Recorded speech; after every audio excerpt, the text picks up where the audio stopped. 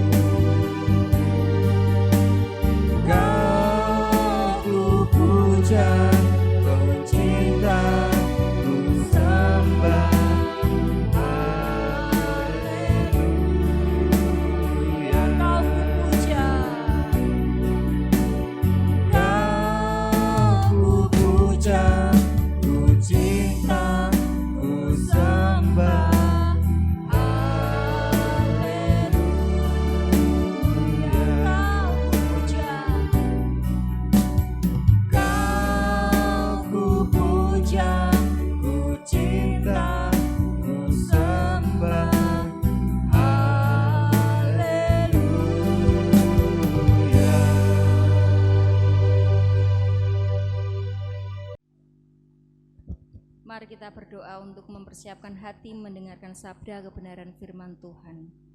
Betapa kami bersyukur memiliki Allah seperti-Mu, Allah yang selalu mengasihi kami di sepanjang waktu.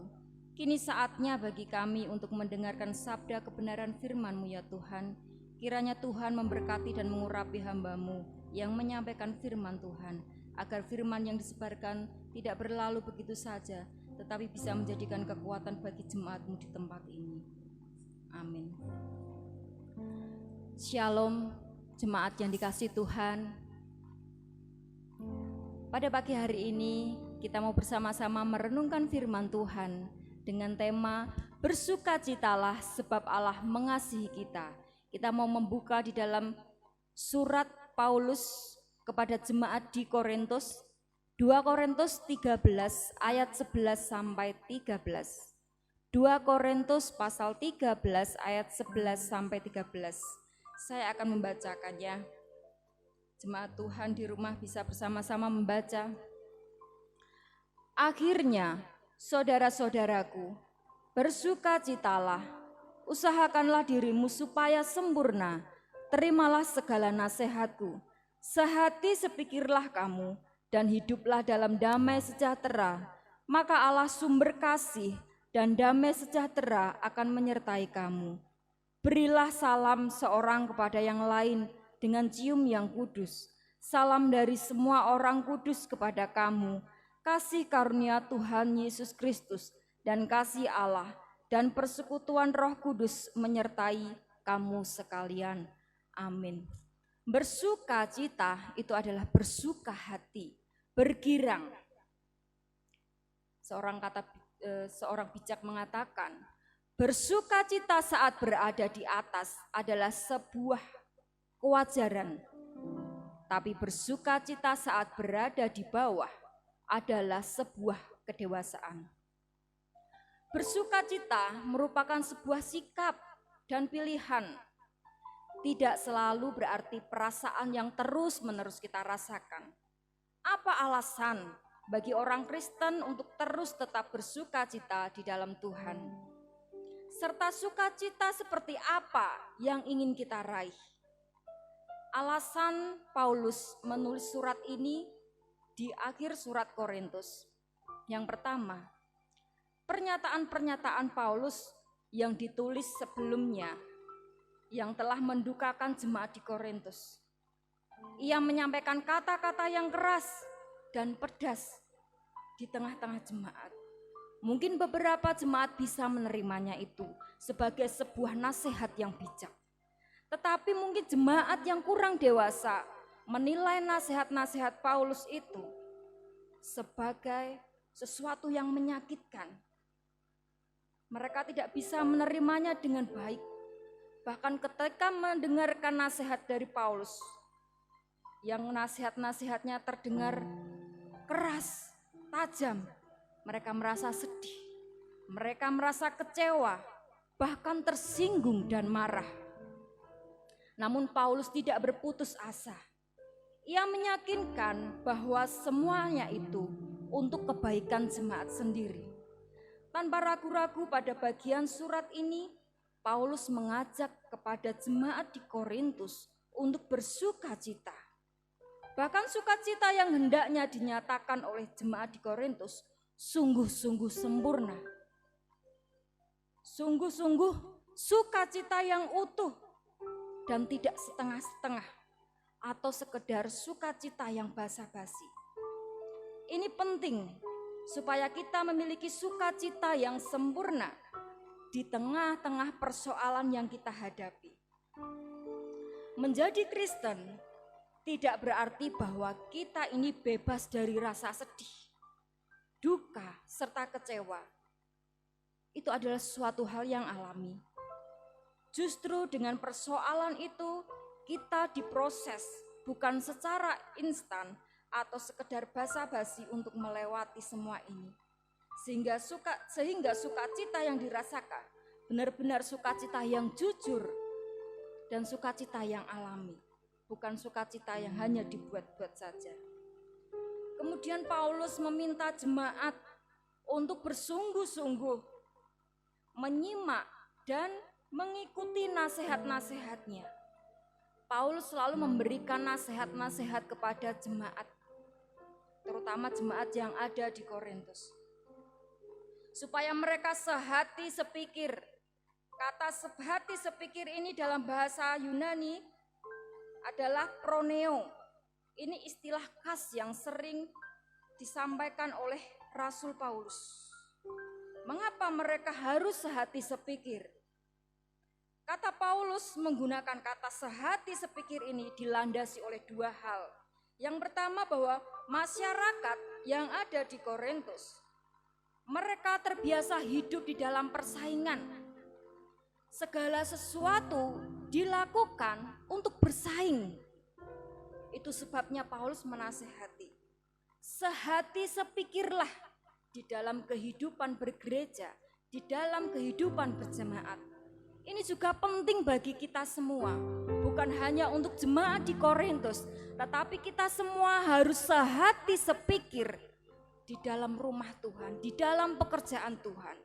Jangan sampai kita mementingkan diri sendiri atau hanya untuk kepentingan diri kita sendiri, karena itu hanya akan memecah belah gereja ini. Kemudian yang kedua, kenapa Paulus menasehati jemaat yang ada di Korintus supaya mereka sehati sepikir? Karena ada konflik yang ada di dalam gereja. Paulus mengarahkan jemaat untuk hidup sebagaimana Allah hadir di dalam Yesus Kristus. Hidup kudus berbeda dengan kehidupan masyarakat pada umumnya. Pada waktu itu, masyarakat yang ada di Korintus menganggap bahwa salib sebagai batu sandungan dan salib adalah sebuah kebodohan. Makanya Paulus memberikan nasihat terus-menerus bahwa salib Kristus itulah yang menyelamatkan kita. Dan kita ini harus hidup di dalam salib Kristus. Artinya bahwa orang Kristen itu tidak boleh ikut-ikutan dengan kebiasaan masyarakat tersebut, melainkan harus meneladani Kristus Yesus. Paulus mengingatkan agar jemaat sama-sama memiliki motivasi untuk memuliakan Allah, bukan motivasi dan kepentingan diri sendiri atau kepentingan kelompok tertentu. Jika sama-sama memiliki motivasi untuk memuliakan Allah, perbedaan itu akan saling memperkaya. Sebaliknya, jika yang melatar belakanginya adalah perbedaan kepentingan, maka kegiatan yang dilakukan bersama-sama, bahkan di tempat yang sama pula, tidak akan membuat jemaat enak untuk dinikmati. Sehati sepikir lebih merujuk pada bagaimana jemaat menjadikan Kristus sebagai teladan dalam kehidupan sehari-hari, agar kebahagiaan dan sukacita yang dinyatakan tidak sekedar basa-basi atau pura-pura.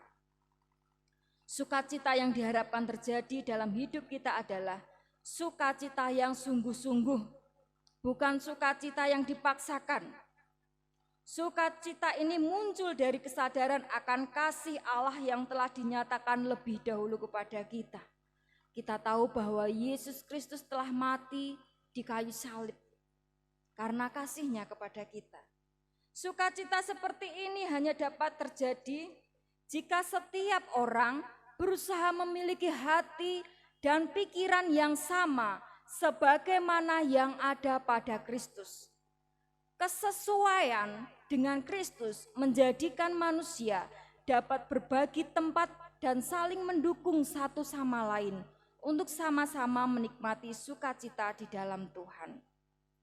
Tidak baik kalau kita mengejar kepentingan pribadi. Tuhan memberkati kita semua. Amin. Mari kita bersama-sama menundukkan dan merenungkan firman Tuhan yang sudah kita dengar pada pagi hari ini. Kita mau naikkan pujian, Bapa Engkau sungguh baik.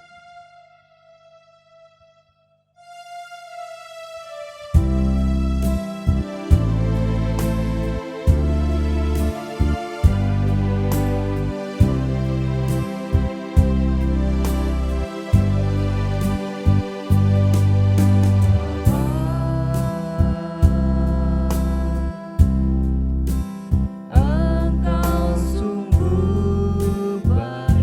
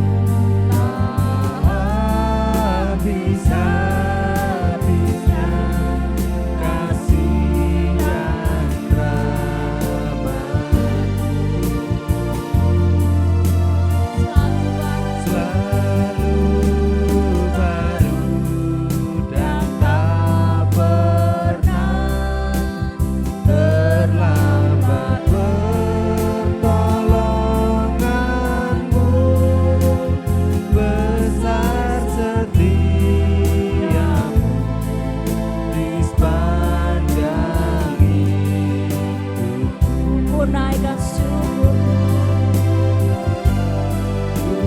Naikkan syukurku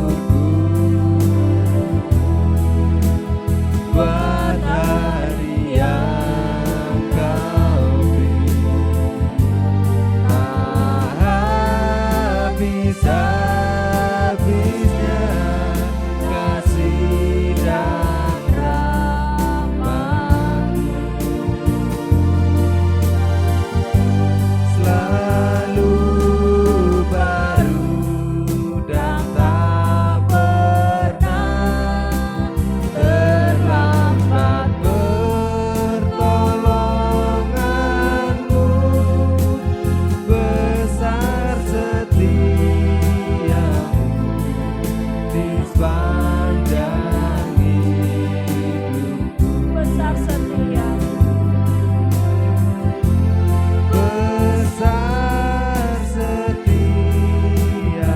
besar setiamu, besar setiamu, besar setiamu, besar setiamu, besar setiamu di sepanjang hidupku.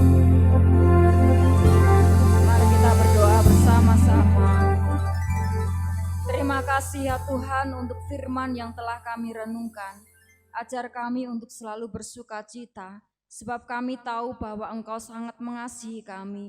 Biarlah kami menjadi murid-murid Tuhan yang tangguh, yang memperlengkapi diri dengan sukacita, ketahanan, dan takut akan Tuhan, serta kewaspadaan sampai Engkau datang kedua kali untuk menjemput kami kembali kepada pangkuan Bapa Surgawi.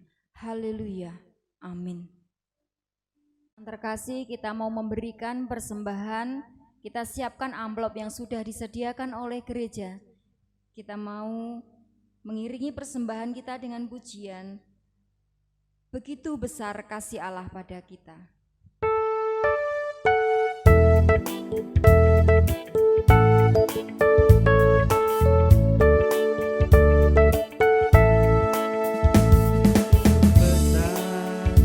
Kasih Allah pada kita, diberkatilah anak cucu kita di mana-mana. Tuhan mengubah miskin dan menjadikan kaya, Dia merendahkan dan meninggikan juga. Berbahagialah bagi orang yang percaya, anak cucunya pasti tidak akan meminta-minta, karena Allah menggenapi firman-Nya. Tiada yang mustahil bagi orang percaya.